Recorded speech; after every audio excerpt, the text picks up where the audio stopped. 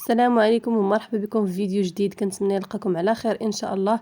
اليوم غادي نشارك معكم جوج الوصفات اللي كيجيو اقتصاديين وناجحين بطريقه اللي سهله وتنجح معكم من طبيعه الحال. غادي نشارك معكم خبز ساندويش وكذلك كيك غير بجوج بيضات، كيجي طالع وخفيف.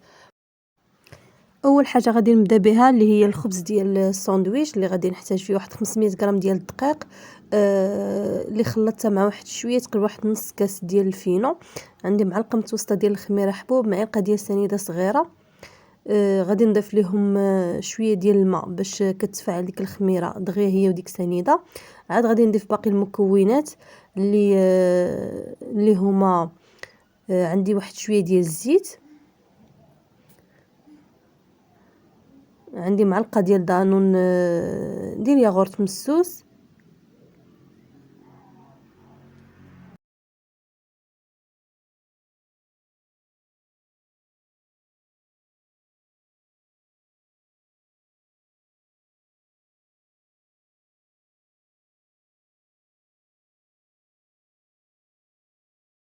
بالنسبه للزيت تقريبا واحد جوج معالق كبار، شويه ديال الملح،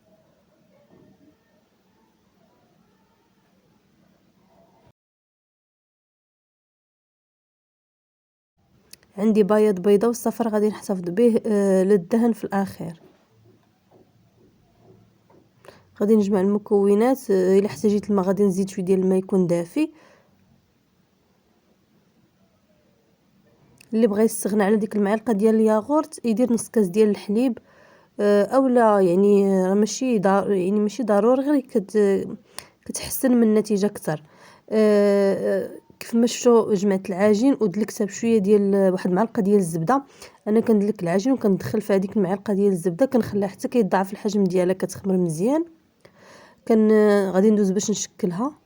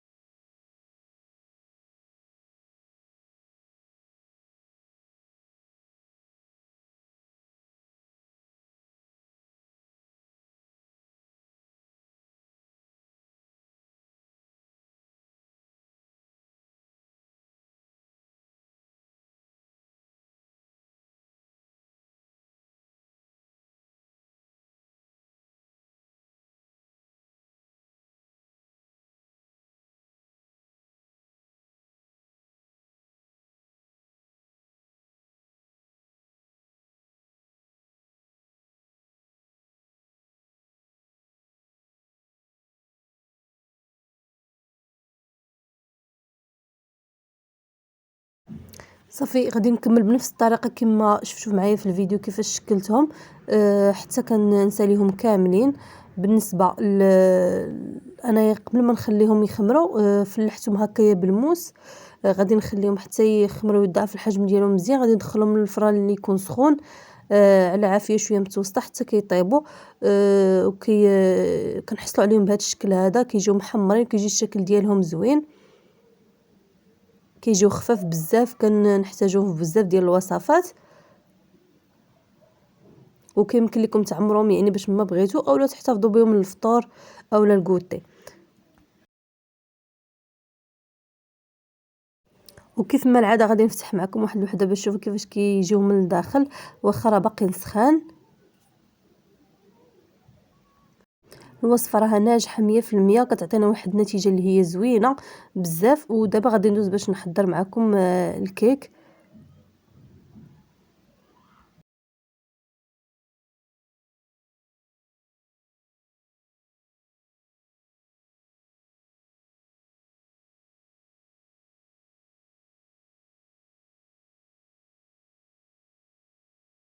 بالنسبه للمقادير ديال الكيك اللي بمذاق القهوه والشوكولا، عندي واحد هنايا عندي جوج بيضات، عندي كاس لاروب ديال السنيده، عندي واحد نص كاس ديال الماء يكون سخون اللي درت ليه ضفت فيه واحد نص كافي، ولا يمكن لكم تعصروا قهوه عادي. انايا غير اكتفيت غير بنيسكافي. صافي عندي ساشيه ديال الكاكاو وجوج خمارات من فئه 8 غرام، اي في المجموع عندي 16 غرام. كناخذ الخلاط الكهربائي. بالنسبه للبيض ضفت ليه واحد القبيصه ديال الملح. بالنسبه لهاد الكيك غادي ندير كلشي في الخلاط الكهربائي. الطريقه ديالو سهله ودغيا كيوجد بلا ما كنحتاجو نطلعوا البيض مع السنيده في الاول. كندير كلشي. بالنسبه للزيت درت واحد نص كاس، يكون الكاس ديال العنبه، وزدت واحد كاس لاروب ديال الحليب. درت المكونات كامله في الخلاط ما عدا ديك القهوه حيت باقا سخونه شويه. غادي نخلطهم واحد شويه، عاد غادي نزيد داك نص كاس ديال القهوه وساشيه ديال الكاكاو. غادي نعاود نطحن بالنسبه للخمارات والطحين حتى نفرغ الخليط في البول، عاد نضيفهم. كنعاود نطحن واحد الطحنه اللي خفيفه.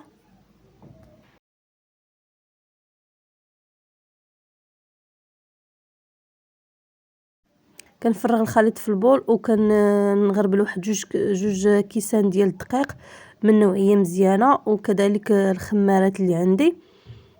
الا احتاجيت الدقيق كيبقى على حسب الحجم ديال البيض والنوعيه ديال الدقيق. الا غادي تشوفوا القوام ديال الخليط كيفاش خاصو يكون، انا رزت واحد تقريبا واحد 2 معالق. الخليط خصكم تحصلوا عليه بهذا الشكل هذا. كاضافه اخيره اللي هي واحد المعلقه ديال الخل اللي ضفت، وشويه ديال الشكلاط اللي هكا قطعته رقيق. استعملت هذا الشكلاط هذا نوار اللي فيه الزنجلان. هذا هو اللي توفر عندي. يعني الا عندكم نتوما اي شكلاط يمكن لكم تستعملوا، اولا بيبي دو شوكولا حتى هما راه كيجيو زوينين. صافي غادي نفرغ الخليط في المول. بالنسبه للمول انا دهنته بخليط ديال الزيت وشويه ديال الطحين، معلقه ديال من الحاجه. الا كان عندكم المول كيلصق فهاد الطريقه هذه راه معتمده. انا بالنسبه لهاد المول اللي كنت غنطيب فيه دابا راه كان كيلصق، واخا كندهنو بالزبده وكنرشو بالطحين. ولكن منين وليت كنخلط الزيت مع الطحين وكندهن به المول مبقاش كيلصق. صافي غير عطيتها لكم يعني باش تجربوها الا كان عندكم شي مول كيلصق. بالنسبه للكيك كيف ما شفتوا دهنته بشويه ديال الصوص ديال الشكلاط اللي خلطت شويه ديال سخنت الحليب وضفت ليه الشكلاط حتى داب وزينت به، وزينت بشويه ديال اللوز ايفيلي. الزين كيبقى اختياري. نقطع معكم واحد المورسو باش تشوفوا كيفاش كيجي من الداخل. وبهكا كنكون وصلنا لنهايه لا فيديو. كنتمنى يكون عجبكم وتخليو لي تعاليق باش نعرف الراي ديالكم. الى الفيديو الجاي ان شاء الله مع وصفات جديده. خليتكم على خير.